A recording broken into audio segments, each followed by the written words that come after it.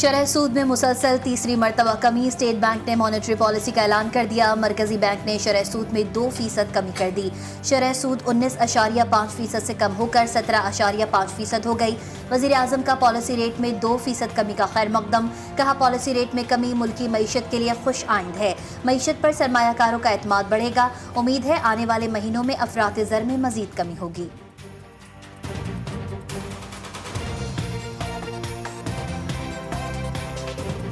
اس cabinet کی meeting کا آغاز ایک اچھی خبر سے ہے کہ ہمارا جو پالیسی ریٹ جو ہے اس میں 2% کی اسٹیٹ بینک نے کمی کی ہے، تو اس کا مقصد یہ ہے کہ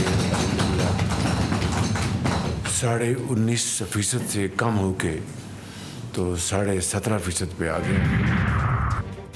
ٹیکس وصولیوں میں شارٹ فال، قرض پروگرام میں تاخیر کا باعث بنا۔ آئی ایم ایف کے دباؤ پر سخت پالیسی اقدامات کرنے کا فیصلہ۔ ایف بی آر کی پالیسی اقدامات کی دستاویزات جی ٹی وی نیوز پر۔ آئی ایم ایف کے ساتھ ورچوئل مذاکرات میں اہم فیصلے۔ عوام پر اربوں اور مزید ٹیکسز لگانے کا فیصلہ۔ ملک بھر میں غلط ٹیکس ریٹرنز فائل کرنے والوں کے خلاف فوری کارروائی ہوگی۔ غلط اور نامکمل ٹیکس ریٹرنز جمع کروانے والے افراد پر 10 لاکھ روپے فی کس جرمانہ بھی عائد ہوگا۔ اسلام آباد میں شنگھائی تعاون تنظیم کے وزرائے تجارت کا 23واں اجلاس، وزیر تجارت جام کمال کا خطاب، کہا پاکستان شنگھائی تعاون تنظیم کا اہم رکن ایس سی او کے ایجنڈے کے لیے پرعزم ہے۔ استحکام اور خوشحالی کسی بھی معاشرے کی ترقی کا باعث بنتے ہیں۔ پاکستان تیزی سے ابھرتی ہوئی معیشت بن رہا ہے۔ دیکھیں ماحول کس طرح گدلا کیا جا رہا ہے۔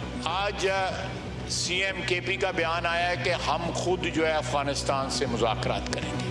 یہ فیڈریشن کے اوپر ڈائریکٹ حملہ ہے۔ کوئی صوبہ جو ہے وہ کسی ملک کے ساتھ ڈائریکٹ مذاکرات نہیں کر سکتا۔ یہ کنٹینیوشن ہے اسی خطاب کی جو انہوں نے آج سے 4 دن پہلے جو ہے جلسے میں کیا۔ کوئی صوبہ براہ راست کسی ملک سے مذاکرات نہیں کر سکتا۔ وزیر اعلیٰ خیبر پختونخوا کا بیان زہر قاتل ہے۔ وزیر دفاع نے علی امین گنڈاپور کا افغانستان سے براہ راست مذاکرات کا بیان وفاق پر حملہ قرار دے دیا۔ قومی اسمبلی اجلاس میں اظہار خیال کرتے ہوئے خواجہ آصف بولے، جب ہم اپوزیشن میں تھے ہمارے ساتھ کیا ہو رہا تھا یہ سب کو پتا ہے۔ گلہ کرنے کا حق کھو دیا کیونکہ کسی کے پروڈکشن آرڈر جاری نہیں ہوتے تھے۔ شیر افضل مروت نے جو باتیں کی وہ بھی اچھی ہیں، سیاست میں برداشت کا لیول کم ہو گیا۔ پی ٹی آئی کے گرفتار 10 اراکین کی پروڈکشن آرڈرز پر اسمبلی اجلاس میں شرکت۔ گرفتار ممبران کا اسپیکر کے سامنے گرفتاریوں پر شدید تحفظات کا اظہار۔ پارلیمان کی حدود سے گرفتار کرنا خلاف ورزی ہے۔ ممبران کا موقف، معاملے کی انکوائری کے لیے کمیٹی تشکیل دے دی ہے۔ اسپیکر کی اراکین کو یقین دہانی۔ اسلام آباد ہائی کورٹ نے گرفتار رہنماؤں کا جسمانی ریمانڈ معطل کر دیا۔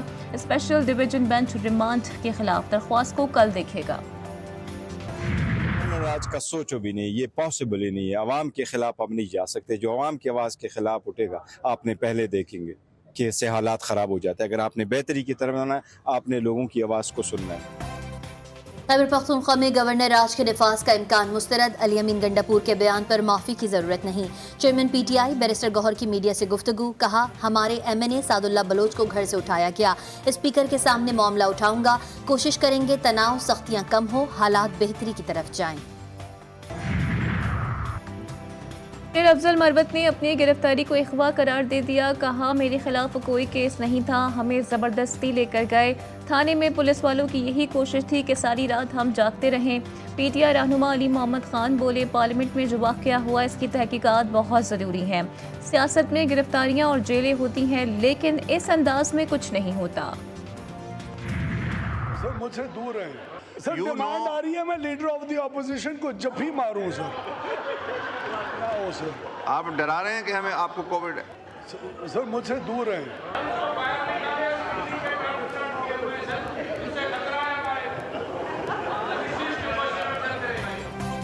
سردار اویس احمد خان لغاری کی منہ پر ماسک لگائے قومی اسمبلی میں انٹری، بولے مجھ میں کووڈ کی علامت ہے، اجلاس کی وجہ سے آیا ہوں، آپ ہمیں ڈرا رہے ہیں۔ ڈپٹی اسپیکر کا وفاقی وزیر سے مکالمہ، ایوان قہقہوں سے گونج اٹھا۔ ارکان اسمبلی کا ڈپٹی اسپیکر سے اویس لغاری کو واپس بھیجنے کا مطالبہ، ڈپٹی اسپیکر نے وفاقی وزیر کو واپس بھیج دیا۔ وزیر اعلیٰ کے پی کے نازیبہ الفاظ سندھ اسمبلی میں قرارداد کی منظوری سندھ اسمبلی نے الیکشن کمیشن کو بھی خط لکھ دیا. خط میں کہا گیا کہ وزیر اعلیٰ کے پی کے نے خواتین اور صحافیوں کے خلاف نازیبہ الفاظ استعمال کیے. الیکشن کمیشن اور متعلقہ ادارے سیاسی جماعت اور قائدین کے خلاف فوری کارروائی کریں. سہونی بربریت جاری. نصیرات کے الجوونی اسکول پر حملہ. انروا کے 6 ممبر سمیت 18 فلسطینی جان سے گئے. سہونی فوج نے غزہ سٹی میں 12 اور جبالی اور زیتون محلے میں 4 فلسطینیوں کی جان لے لی. شہداء کی مجموعی تعداد 41,084 تک جا پہنچی. سہونی فوج نے مغربی کنارے کے شہر تلکرم میں بھی 3 فلسطینیوں کو شہید کر دیا. غزہ کی صورتحال پر عالمی برادری کی خاموشی سوالیہ نشان. پاکستان کی غزہ پر اسرائیلی حملوں کی مذمت. ترجمان دفتر خارجہ ممتاز زہرا بلوچ کہتی ہیں اسرائیلی قابض صفاش نہتے فلسطینیوں کو بربریت کا نشانہ بنا رہی ہے. پناہ گزین فلسطینیوں کو نشانہ بنانا عالمی قوانین اور انسانی حقوق کی کھلی خلاف ورزی ہے. اسرائیلی فورسز غزہ میں فلسطینیوں کی نسل کشی کر رہی ہے. اقوام متحدہ کے سیکریٹری جنرل انتونیو گوتریس نے کہا ہے کہ غزہ میں اقوام متحدہ کے عملے اور امدادی کارکنوں کی ہلاکتوں پر کوئی احتساب نہ ہونا ناقابل قبول ہے. غزہ میں بین الاقوامی انسانی قانون کی خلاف ورزیاں ہو رہی ہیں اور وہاں کوئی شہری محفوظ نہیں.